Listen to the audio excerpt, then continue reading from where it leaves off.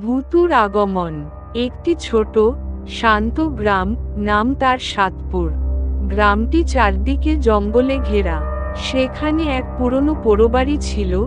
সবাই বলতো ওই বাড়িতে ভূতু থাকে। ভূতুকে? সে ছিল একসময় এই গ্রামেরই এক কিশোর, নাম ভূতু রায়। অদ্ভুত স্বভাবের ছেলে ছিল সে।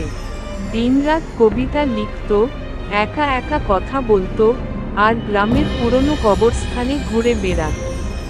একদিন হঠাৎ নিখোঁজ হয়ে যায় সে। অনেক খোঁজাখুঁজি করেও তাকে পাওয়া যায়নি।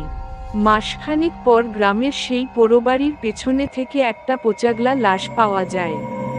মুখটাও চেনা যায়নি, তবে সবাই ধরে নেয় ওটাই ভূতু। তারপর থেকেই রাত নামলেই গ্রামের মানুষ শুনতে পায় কাঁদো কাঁদো গলা। আমার কবিতা কে নিল? আমার কাগজগুলো ফেরাও। সাতপুরের স্কুলের ছাত্র রনি সবসময় ভূতের গল্পে বিশ্বাস করত না। একদিন সে বন্ধুদের সঙ্গে বাজি ধরে বলে, আজ রাতেই আমি পোড়োবাড়িতে যাব। ভূতু যদি থাকে, দেখা হবে ওর সঙ্গে। রাত 12টা। চাঁদের আলোয় অন্ধকার জঙ্গলটা আরো বেশি ভয়ানক লাগছিল।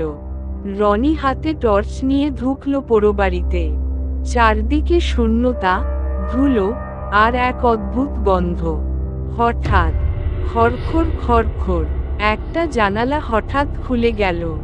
রনি চমকে তাকায়। কোথাও কেউ নেই। হঠাৎ দেওয়ালে লেখা দেখা যায়, তুই কি আমার কবিতা নিলি? রনির গলা শুকিয়ে যায়। টর্চ নিভে যায়।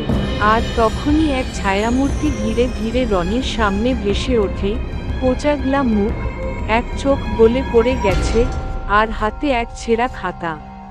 আমি ভূতু, আমার কবিতাগুলো ফেরাও, না হলে কেউ ফিরে যাবে না। রনি চিৎকার করে অজ্ঞান হয়ে পড়ে।